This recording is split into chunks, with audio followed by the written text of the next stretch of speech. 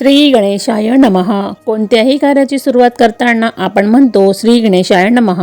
विघ्नविनाशक, सुखकर्ता, दुःखहर्ता, सिद्धिविनायक श्री गणेशाची आपण खूपच प्रेमाने प्रार्थना करत असतो, त्यांना आठवत असतो, पूजा करत असतो. प्रत्येक कार्याची सुरुवात त्यांच्या स्थापनेपासून आपण करत असतो. परंतु केवळ आठवण करणे किंवा त्यांचे गुणगान गाणे तेवढेच महत्त्वाचे आहे का नाही? आपण त्यांची प्रेरणा घ्यावी, त्यांची विशेषता, त्यांची शक्ती आपल्या जीवनात धारण करूया आणि फक्त गणेशांची गुणगान गाताना आपण श्री गणेशांच्या सारखे बनावे. तर नमस्कार, आपल्या चॅनलमध्ये सगळ्यांची मनापासून खूप खूप स्वागत आहे. श्री गणेशांची जी जन्माची कहाणी आहे, तर आपण त्यापासून काय शिकलं पाहिजे? ती आपल्याला खूपच काही शिकविते. असं म्हणतात की शंकरजी तपश्चर्या करण्यासाठी खूप लांब पहाडीमध्ये गेले होते. त्यावेळेस पार्वती मातेने आपल्या शरीराचे जे चंदनाचं जे लेपण आहे ते काढून एका मुलाची निर्मिती केली.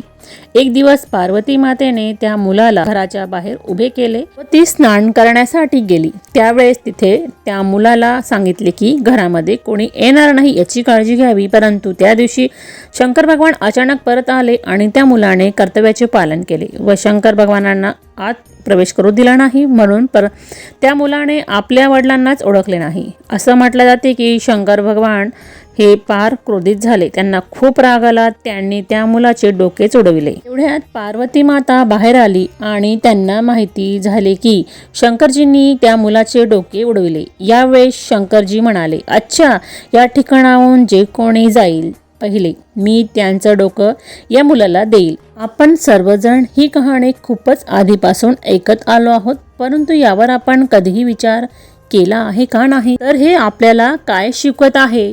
त्यानंतर त्या ठिकाणाहून पहिला गेला तो म्हणजे हत्ती होता.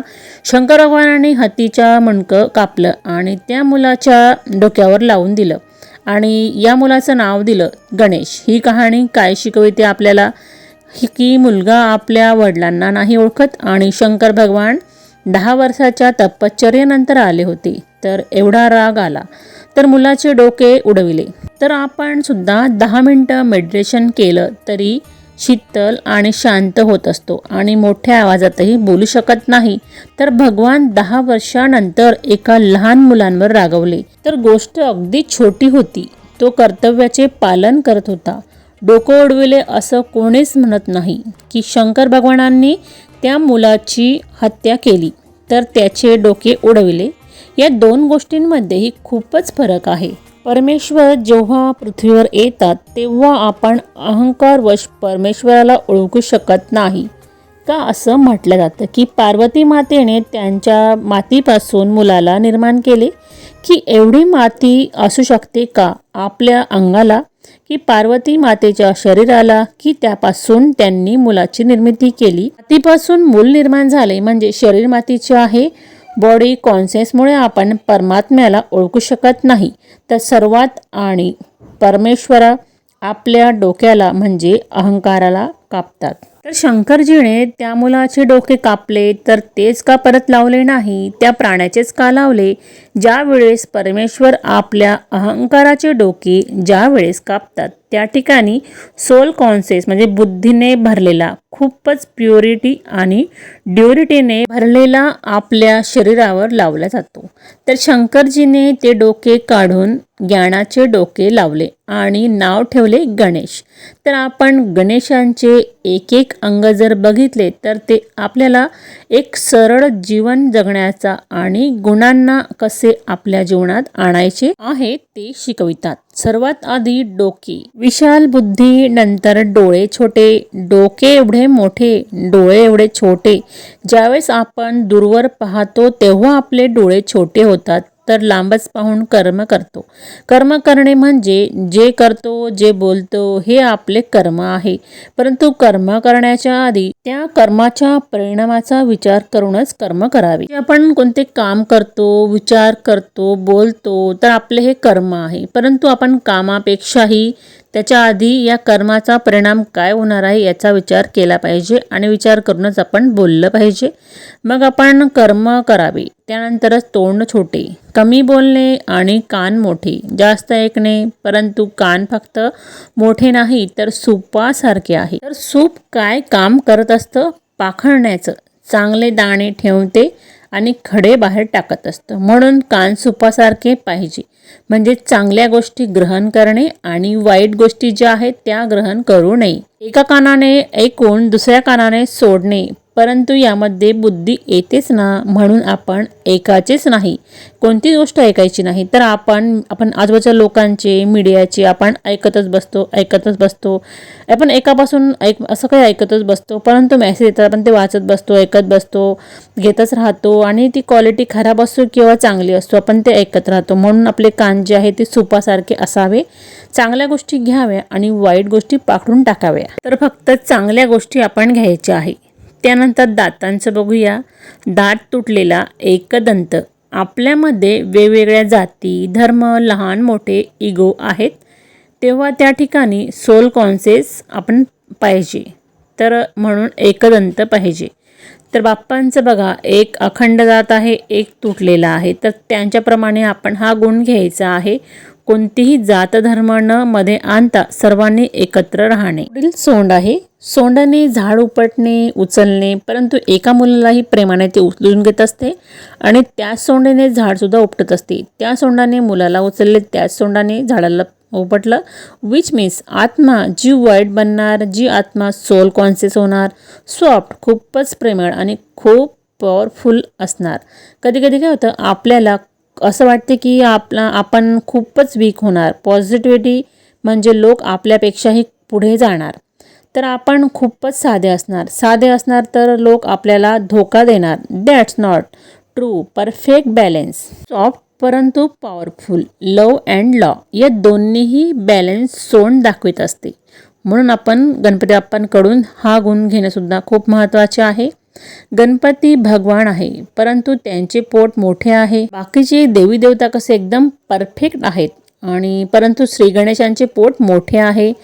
परंतु जी वाईट आत्मा आहे, जी प्रत्येक गोष्टीला आपल्या पोटात समावून घेत असते. आपण जेव्हा कोणीही एखादी गोष्ट सांगत असतो किंवा फिरतो, तर म्हणतात याच्या पोटात कोणतीहीच गोष्ट राहत नाही, परंतु गणेशाच्या पोटाला मोठं दाखविण्यात आलेलं आहे, पण ते प्रत्येक गोष्टींना त्यांच्या पोटात सामावून घेत असतात. इकडे ऐकले का तिकडे सांगितले, ही ज्ञानरूपी जी आत्म्याची जी क्वालिटी आहे ती क्वालिटी नाही. मोठे पोट म्हणजे प्रत्येकाला भेटा, मिळवून काम करा. प्रत्येकाचे संस्कार वेगवेगळे आहेत, परंतु प्रत्येकाला स्वीकारत चला. ज्याप्रमाणे बाप्पांचं पोट आहे ना, त्याप्रमाणे बाप्पांच्या 4 भुजा दाखवितात. 4 भुजांमध्ये सुंदर अलंकार आहेत, 1 भुजांमध्ये कुऱ्हाड आहे, जी परमेश्वरापासून ज्ञान मिळत असते. कुऱ्हाड म्हणजे आपले विकार, आपले वायसेस, आपले वाईट कर्म, जे काही वाईट आपल्याला बितलेल्या गोष्टी कापणे.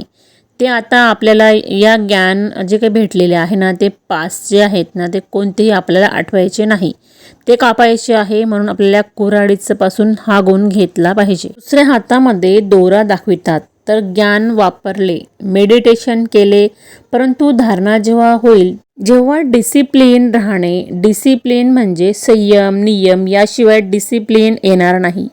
जेव्हा जीवनामधील मर्यादा दोरीमध्ये बांधणार नाही, केव्हाही उठणार, केव्हाही खाणार, केव्हाही पिणार, आपण कसेही बोलणार, पैसे कसेही खर्च करणार आणि कसेही कर्म करणार, असे जेव्हा आपल्या आत्म्याला चांगलं नाही किंवा बोलू शकत नाही, परंतु जीवनाच्या दोरीतून बांधणे, खरे बोलणे, चांगले विचार, चांगले जेवण, चांगल्या सवयी, चांगले राहणे, चांगले नियम, बरोबर काम करत राहणे, याची जी दोरी आपण बांधू, पण तेच या बाप्पापासून घ्यायचं आहे. आशीर्वाद, ब्लेसिंग देणे, हात नेहमी आशीर्वाद देताना. तर आपल्याला कसे, आपल्या जीवनामध्ये आपल्याला नेहमी काही ना काही पाहिजे असतं. प्रेम, रिस्पेक्ट, नेहमी आपण काही ना काही तर आपला मागत राहतो, परंतु श्री गणेशांचं तसं नाही. हात कसा आहे त्यांचा, आशीर्वाद देणारा आहे. म्हणजे आपल्याला पाहिजे, आपण काही ना काही मागत असतो, पण फक्त आपल्याला पाहिजेपेक्षा द्यायचं आहे. सर्वांना देणे, ब्लेसिंग देणे, कसाही व्यवहार करत असतो तो व्यक्ती, परंतु आपण त्यांना चांगले आशीर्वाद द्यायला पाहिजे. हा गुण आपण बाप्पांपासून घ्यायचा आहे. मोदक म्हणजे मेहनतीने बनविलेला. मोदक हा मेहनतीचं फळ खूपच गोड आहे. पुष्कळ लोक छान छान म्हणत असतात, त्यावेळेस अहंकार यायला लागतो, तर अहंकार यायला नको. मोदक छान आहे, गोड आहे, परंतु श्री गणेशजी मोदक खात नाही. ते हातात ठेवतात. सफलता मिळेल, परंतु ती हातात सांभाळून ठेवायची आहे. तर अहंकार नाही. अहंकारामध्ये सर्वात मोठी ज्ञानचा अहंकार आहे. सूक्ष्म असतो, म्हणून आपण हातात मोदक सफलता मिळेल असं ठेवायचं आहे. महिमा स्वीकारायची आहे त्यांच्या हातापासून. आसन कसं आहे बाप्पांचं? गणेशांना बसविलेले दाखवण्यात आलेले आहे. एक पाय फोल्ड केलेला आहे आणि एक पाय जमिनीला टच केलेला आहे. तर गर्व होऊन यायचं नाही.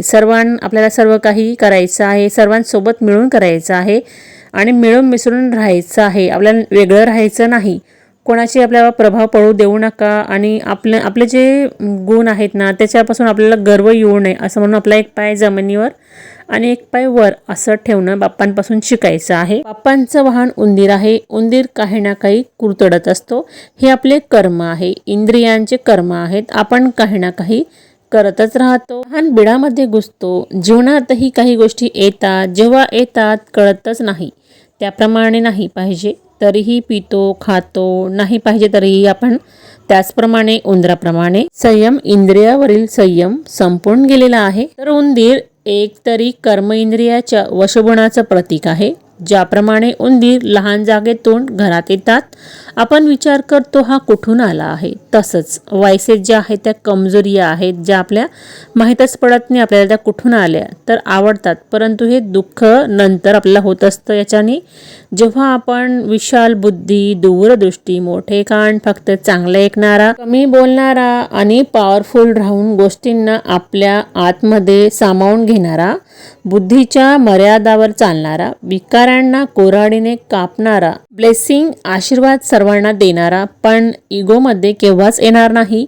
साधे राहू. जेव्हा आपण हे सर्व काही करू तेव्हा आपल्या कर्मे इंद्रियांवर विजय प्राप्त करू. रिद्धी सिद्धी साथ साथ चालणे. मेहनत करावी लागत नाही. सक्सेससाठी धावावं लागत नाही. सुंदर कहाणी आहे. गणेश भगवानांना आणि कार्तिकेय भगवानांना दोघांना एकच चक्कर महादेवांनी मारायला सांगितली, परंतु गणेश भगवानांनी त्यांच्या आईवडिलांनाच एक चक्कर मारली. म्हणजे बघा बुद्धी किती तीक्ष्ण आहे त्यांची.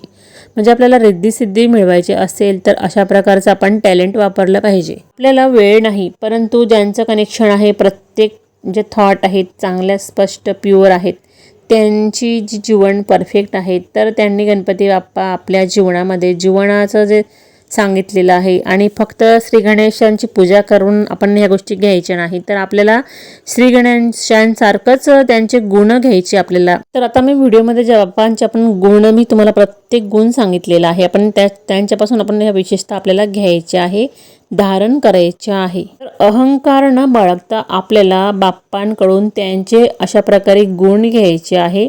फक्त पूजापाठ करून चालणार नाही, तर आपण बाप्पांपासून बरंचसं काही घ्यायचं आहे. तर तुम्हाला आजची माहिती कशी वाटलेली आहे कमेंटमध्ये नक्की सांगा. तुम्ही जर आपल्या चॅनलवर नवीन असाल तर चॅनलला सबस्क्राईब करा. व्हिडिओ थोडा जर युजफुल वाटला असेल तर लाईक शेअर करा. आणखी तुमच्या नातेवाईकांना सांगा. आणि आपण परत पुन्हा भेटू अशा नवनवीन व्हिडिओंसोबत आणि युजफुल माहितींसोबत. तोपर्यंत काळजी घ्या आणि आनंदात राहा आणि कमेंटमध्ये लिहायला विसरू नका. श्री गणेशाय नमः.